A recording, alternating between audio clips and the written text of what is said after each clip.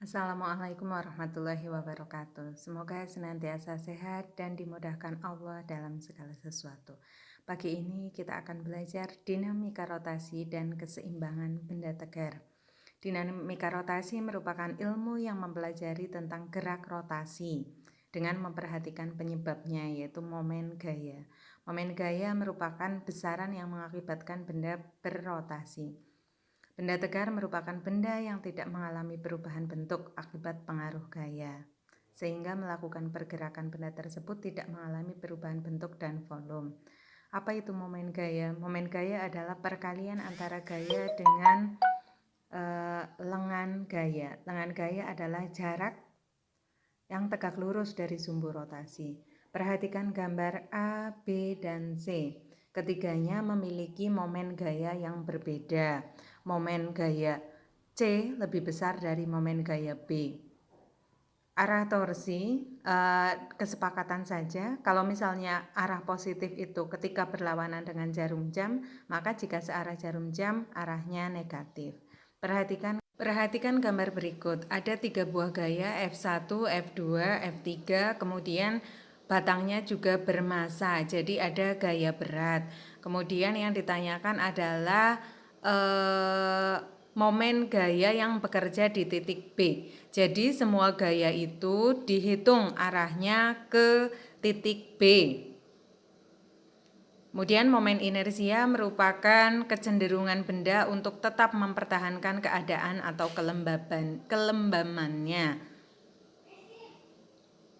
Momen inersia dihitung dengan perkalian massa dengan kuadrat jarak antara partikel dari sumbu pusat rotasi. I sama dengan mr kuadrat. Ini adalah tabel momen inersia untuk berbagai bentuk dan sumbu rotasi di bagian tertentu. Kemudian ini merupakan cara untuk menentukan momen inersia benda tegar dengan prinsip teorema sumbu sejajar. Ini contohnya menentukan momen inersia batang silinder yang bergerak pada ujung batang.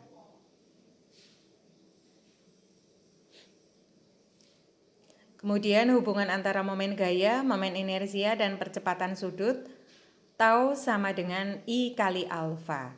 Jadi momen gaya merupakan perkalian antara momen inersia dan percepatan sudut. Ini contoh soal yang ada di modul. Silakan diperhatikan tahapan-tahapannya.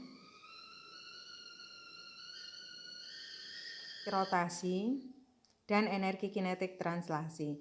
Kalau energi kinetik translasi setengah mv kuadrat. Kalau energi kinetik rotasi setengah I omega kuadrat. Jadi kalau gerak menggelinding di situ ada rotasinya, ada translasinya, maka energi kinetik totalnya setengah mv kuadrat ditambah setengah I omega kuadrat. Kemudian ini adalah hukum kekekalan energi mekanik pada gerak menggelinding. Jadi ada energi potensial dan ada energi kinetik. Kemudian ini contohnya, ada benda yang menggelinding, berarti energi kinetik totalnya, energi kinetik rotasi, dan energi kinetik translasi. Kemudian ini adalah momentum sudut. Momentum sudut merupakan perkalian antara momen inersia dan kecepatan sudut. L sama dengan I kali omega.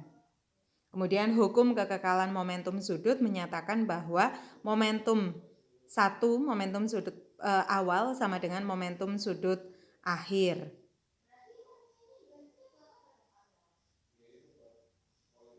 Ini contoh seorang penari balet, tadinya tangannya terlentang, kemudian tangannya dirapatkan ke depan dadanya, jadi di situ momentum sudutnya tetap.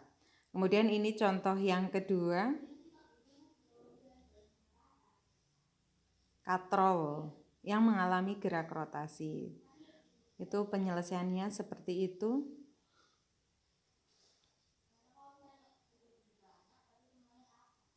Jadi kita menggunakan persamaan hukum Newton, sigma F sama dengan M kali A. Kemudian ini contoh bola bejal homogen menuruni bidang miring.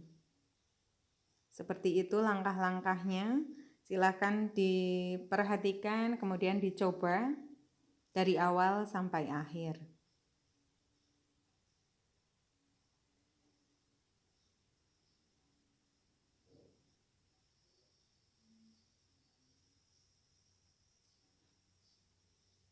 Ya, kerjakan latihan soal berikut. Soal pertama, menentukan momen gaya terhadap sumbu A di ujung kiri.